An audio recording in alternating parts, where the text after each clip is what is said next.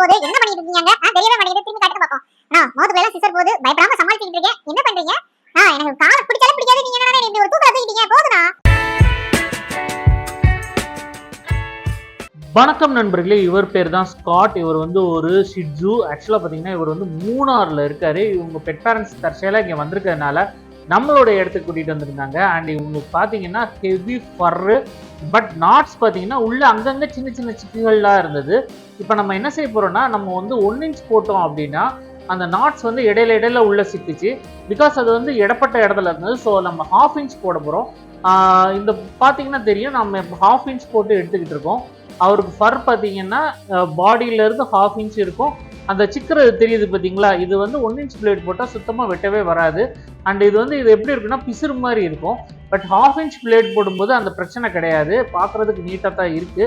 அவர் பார்த்தீங்கன்னா குட் பாயாக இருந்தார். என்ன ஒன்றுன்னா அந்த கழுத்துக்கிட்டக்க போடுறது, அந்த பேக் சைடு பண்ணுறது, இது மட்டும்தான் அவருக்கு சுத்தமாக பிடிக்கல.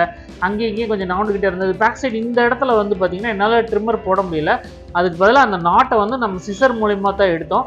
அண்ட் ஃபேஸை ஃபுல்லாக க்ளீன் பண்ண ஆரம்பிச்சிச்சு. அவங்க பெட் பேரண்ட்ஸ் கோம்பிங் நல்லாவே பண்ணியிருந்தாங்க.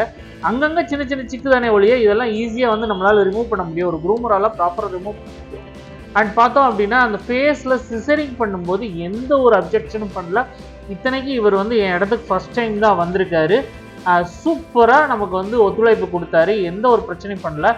சில டாக்ஸுக்கு வந்து சில போர்ஷன்ஸ் போகும்போது அன்ஈஸியாக ஃபீல் பண்ணுவாங்க. ரொம்ப சென்சிட்டிவான போர்ஷனாக இருக்கும். நீங்கள் பார்த்தா தெரியும், இந்த பாருங்கள், காலை பிடிச்சோன்னா அந்த பாதத்தை பிடிச்சோன்னா சென்சிட்டிவாக ஃபீல் பண்ணுறது, பின்னாடி ஆனல் போர்ஷன் போகும்போது சென்சிட்டிவாக ஃபீல் பண்ணுறது.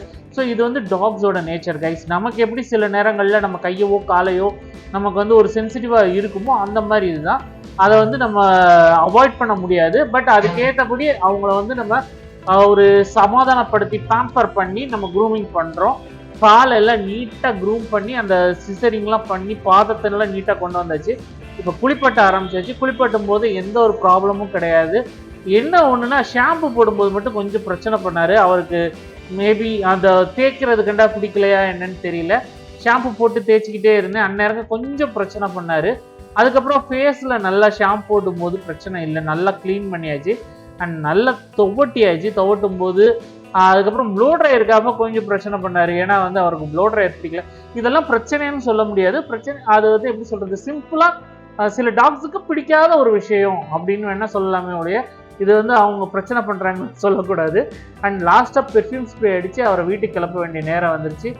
இந்த வீடியோ உங்களுக்கு பிடிச்சிருந்தா லைக், ஷேர்ஸ் அண்ட் சப்ஸ்கிரைப். நம்ம அடுத்த வீடியோவில் பார்ப்போம் கைஸ். பாய்.